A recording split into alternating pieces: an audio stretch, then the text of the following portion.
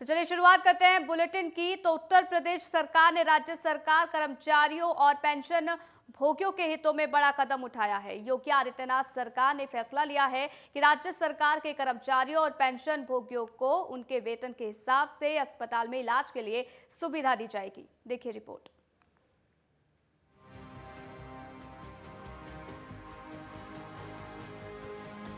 उत्तर प्रदेश के सरकारी कर्मचारियों और पेंशनरों को अब उनके वेतन के हिसाब से अस्पतालों में इलाज की सुविधा दी जाएगी।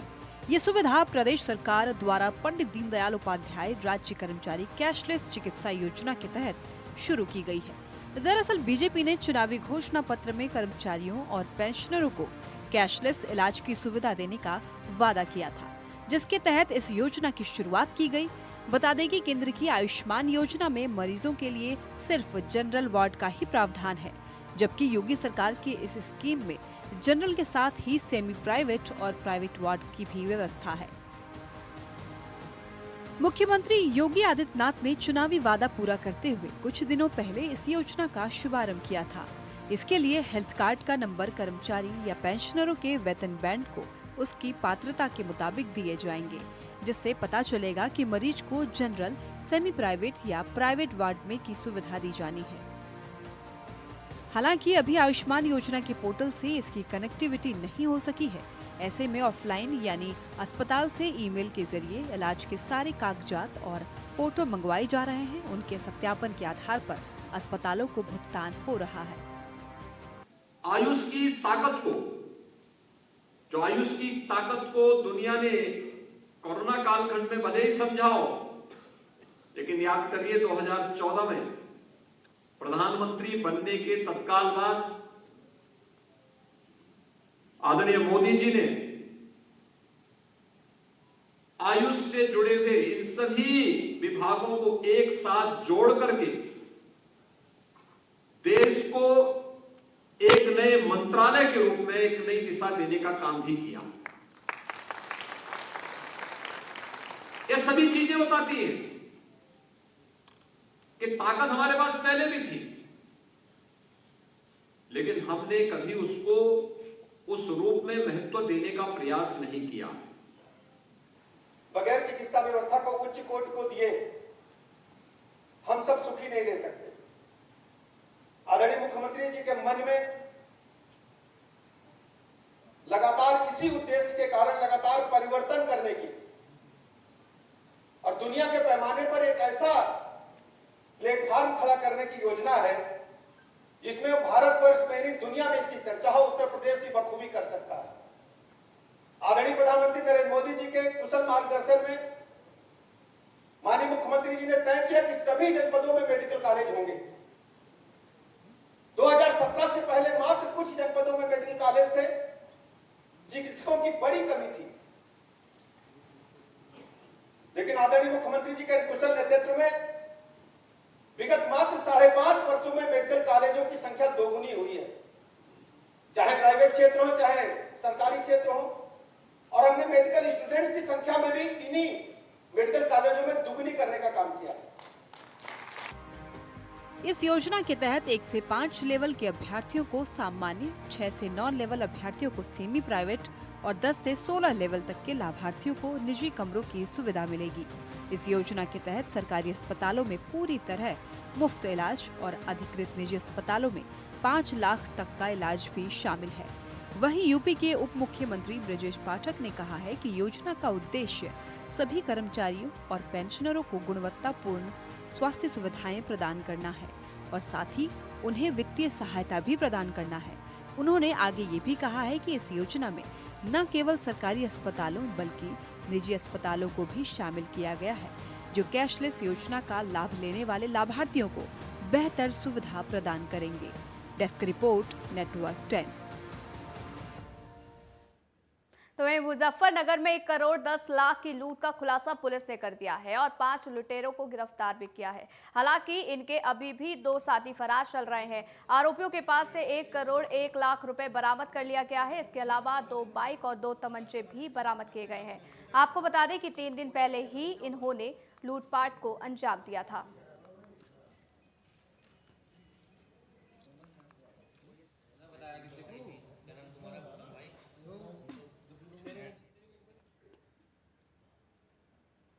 वहीं बुलंदशहर में दिल्ली हावड़ा ट्रैक पर दौड़ती वंदे भारत एक्सप्रेस में अचानक खराबी आ गई है।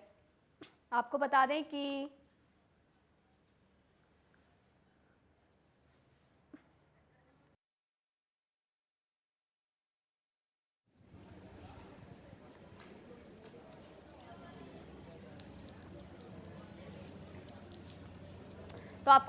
कि ट्रैक्शन मोटर सीज होने से ट्रेन के ब्रेक जाम हो गए थे, जिसके बाद सभी यात्रियों को खुर्जा जंक्शन पर शताब्दी एक्सप्रेस में शिफ्ट कर रवाना किया गया। इस दौरान ट्रेन में खराबी आने से करीब 4 घंटे के लिए एक्सप्रेस लेट हो गई। आपको बता दें टेक्निकल टीम एक्सप्रेस की मरम्मत में जुटी हुई है। आपको ये भी बता दें कि ट्रेन दिल्ली से वाराणसी जा रही थी और बुलंदशहर के वैद क्षेत्र में ये खराब हो गई। वंदे भारत में इलेक्ट्रिक संबंधी प्रॉब्लम हुई थी। इसमें एक्सल बॉक्स के ऊपर ट्रैक्शन मोटर लगी हुई थी। वो मोटर सीज हो जाने के कारण ब्रेकिंग हो गई। ब्रेकिंग होने के कारण मेरा दिल्ली एंड टोली का हावड़ा एंड चक्का वो साइड से फ्लैट हो गया। इसको मैं बैर से और खुर्जा तक 20 kmph से स्कॉट करके लाया। उसका फ्लैट टायर को मैं ग्राइंडर करके और दिल्ली के लिए फिटनेस देने की प्रोसेस में। कहाँ से कहाँ जा रही थी सर? ये दिल्ली से खुर्जा से रिटर्न दिल्ली के लिए होगी। फिलहाल रुकेंगे छोटे से ब्रेक के लिए, जल्द हाजिर होते हैं।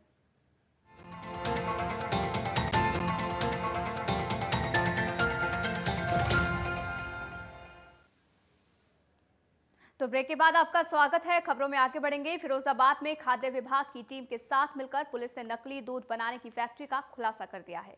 पुलिस ने मौके से एक आरोपी को भी गिरफ्तार कर लिया है। पुलिस ने मौके से करीब 400 लीटर सिंथेटिक दूध और दूध बनाने के उपकरण बरामद किए हैं। देखिए, थाना फरिया के जो अंडर ट्रेनिंग सीओ हैं, जिनको वहाँ का चार्ज मिला है, उनको और वहाँ पे जो नियुक्त एसओ हैं, इन दोनों को सूचना मिली कि इनके एक गांव में जिसका नाम रानीपुर है, वहाँ पे बड़े पैमाने पर मिल्क तैयार किया जा रहा है जो मिश्रित है। एडल्ट्रेटेड मिल्क वहाँ पर तैयार किया जा रहा है, जिसमें बहुत सारे केमिकल्स, डिटर्जेंट और जो ये हमारे फर्टिलाइजर्स हैं उसको यूज़ करके काफ़ी मात्रा में ये सिंथेटिक दूध तैयार करके और यहाँ से लेकर के एनसीआर तक उस दूध का सप्लाई किया जा रहा है। इस सूचना पे तत्काल मौके पर टीम गई। वहाँ पे एक व्यक्ति को इन लोगों ने अरेस्ट किया।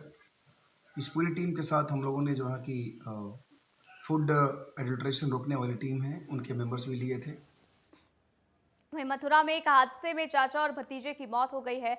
बताया जा रहा है कि कंटेनर से टक्कर होने के बाद दोनों की मौत हो गई है। यह हादसा नेशनल हाईवे पर जय गुलदेव मंदिर के पास हुआ है। फिलहाल पुलिस ने कंटेनर के चालक को हिरासत में ले लिया है।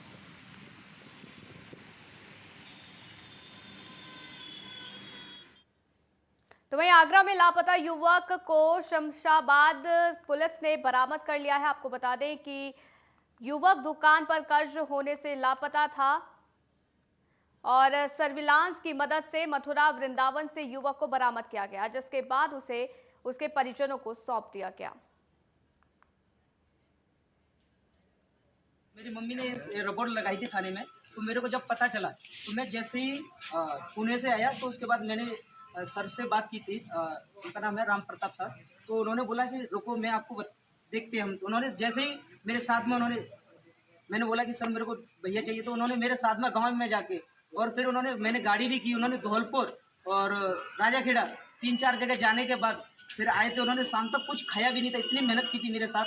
और फिर उसके बाद मैंने 3-4 दिन आया था सर से। मैंने बोला कि सर मुझे कुछ करना है, सर मेरे भाई को ढूंढो। तो सर ने बोला कि रुको थोड़ा सा इंतजार करो, हम ढूंढ रहे हैं उसकी लोकेशन। बट उन्होंने फिर मेरे को बताया कि उनकी सूरत है। फिर उसके बाद उन्होंने बोला कि रुको आने दो, उसके पास पैसे वगैरह होंगे तो खर्च होगा, खर्च होने के बाद वो आएगा अपने आप। वहीं पीलीभीत में किसानों की फसलों पर बारिश आफत बनकर टूट रही है। तेज हवा के साथ भारी बारिश से किसान की फसलों को बड़ा नुकसान हुआ है। तेज हवा और बारिश से तैयार धान की फसलें गिरकर तबाह हो गई है। खेतों में जल भराव से फसल सड़ने की कगार पर है। आपको बता दें कि इसके बाद किसान गिरी हुए फसलों को ठीक करने में जुटे हुए हैं, लेकिन किसानों को काफी नुकसान हुआ है।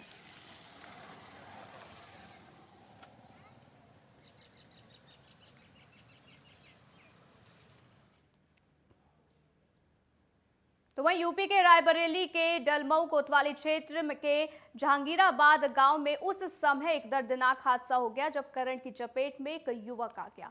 बेटे को तड़पता देख पिता उसे बचाने दौड़ा और वो भी चपेट में आ गया, जिससे दोनों गंभीर रूप से झुलस गए। आसपास के ग्रामीणों ने उन्हें इलाज के लिए आनन फानन में CHC डलमऊ पहुंचाया, लेकिन वहां मौजूद चिकित्सक ने दोनों को मृत घोषित कर दिया। दुर्घटना की सूचना मिलते ही पुलिस भी पहुंची और उन्होंने शवों को कब्जे में लेकर कार्रवाई शुरू की।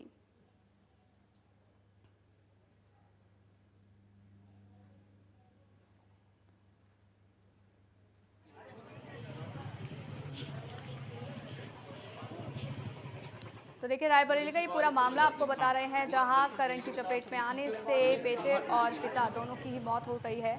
अब फिलहाल पुलिस इस पूरे मामले की जांच कर रही है। तो फिलहाल रुकेंगे छोटे से ब्रेक के लिए, जल्द हाजिर होते हैं।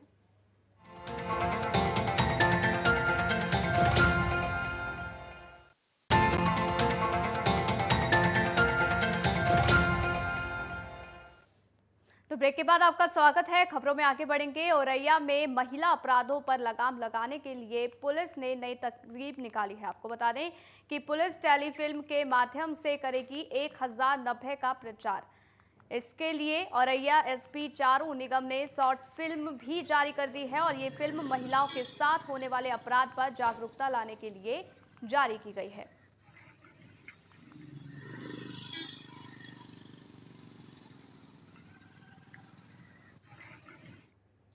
तो वहीं लखीमपुर खीरी उपचुनाव में बीजेपी से अमन गिरी को टिकट मिला है। बता दें कि बीजेपी विधायक अरविंद गिरी के निधन के बाद उपचुनाव में उनके बेटे अमन गिरी को टिकट दिया गया है। इसके अलावा सपा से पूर्व विधायक विनय तिवारी को भी टिकट मिला है। हालांकि BSP की तरफ से अभी तक किसी प्रत्याशी का नाम सामने नहीं आया है।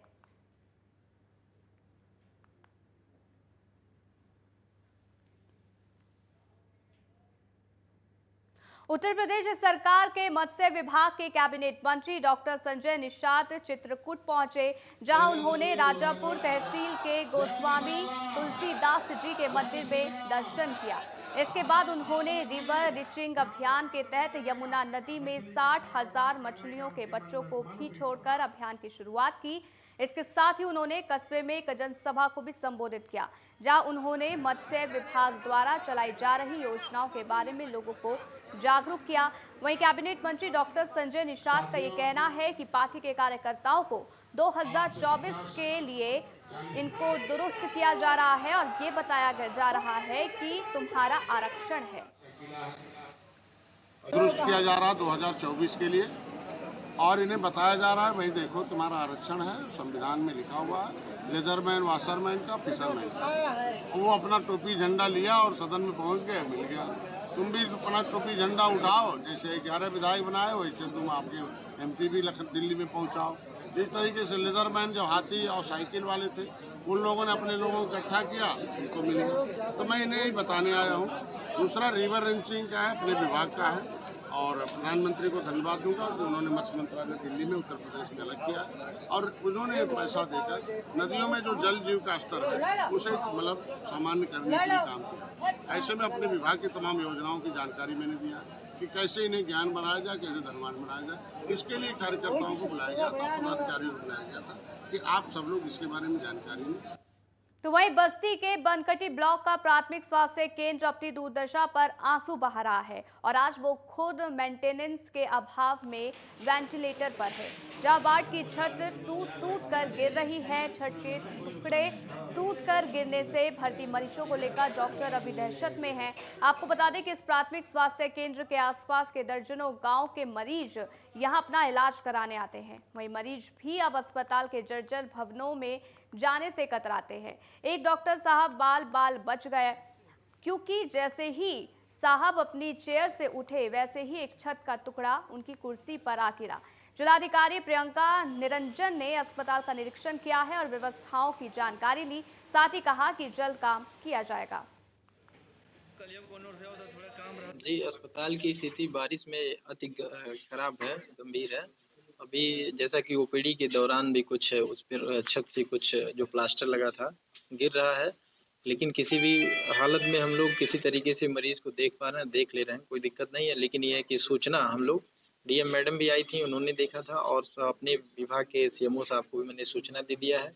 और स्वास्थ्य विभाग के जो जेई हैं उनको सूचना दे दिया गया और उनसे मेरी बात हुई थी। उन्होंने बोला कि एस्टीमेट दे दिया गया, प्रस्तावित है और जल्द से जल्द काम कराएंगे। सर एक प्लास्टर गिरा था उसका कोई जाना नहीं, बच गए थे, ठीक है। हमारे बगल में ही ऑप्टोमेट्री बैठते हैं, वो लंच के लिए गए हुए थे, उतने में वो गिरा और कुर्सी का जो था वो टूट के अलग हो गया। ये मामला अधिकारी संज्ञान में कर जी, ये डीएम मैडम आई थी, उसके बाद बीडीओ साहब ब्लॉक के थे और सीएमओ साहब को भी सूचना दे करके और स्वास्थ्य विभाग के जेई आए हुए थे, निरीक्षण करके उन्होंने देखा है, आश्वासन दिया है कि इसको जल्द से जल्द हम करा लेंगे। अभी मेरी बात हुई थी, जल्दी बात हुई थी।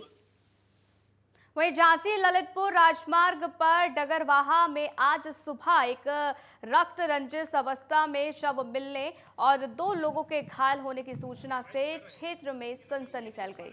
सूचना मिलते ही मौके पर प्रेमनगर थाना और बबीना थाना समेत भारी पुलिस बल मौके पर पहुंच गए और जांच पड़ताल शुरू कर दी है। इधर घटनास्थल पर पुलिस अधीक्षक समेत फॉरेंसिक टीम भी पहुंची और मौके से साक्ष्य एकत्रित कर लिए हैं। आपको बता दें, फिलहाल हत्या का कारण पता नहीं लगाया जा सका है। झांसी जनपद में बिजोली रेलवे स्टेशन है जो प्रेमनगर थाना क्षेत्र के अंतर्गत आता है। इसका आसपास एक बाउंड्री वॉल का अंदर मतलब जो ज़मीन में एक व्यक्ति का डेड बॉडी मिली है। सूचना मिलते ही प्रेमनगर और बबीना थाना क्षेत्र का फोर्स मौके पर आ गया था और छानबीन किया गया और मैं और मेरा पूरा टीम यहाँ मौके पर मौजूद है। इसमें जो मृतक है इनका उम्र 42 वर्ष है। ये इनका हाथ पैर बांधा हुआ है और इनको हथौड़े से मारा गया है जो मौके पे मिला है। तो इन खबरों के साथ फिलहाल इस बुलेटिन में इतना ही। बने रहिए नेटवर्क 10 के साथ। जय हिंद।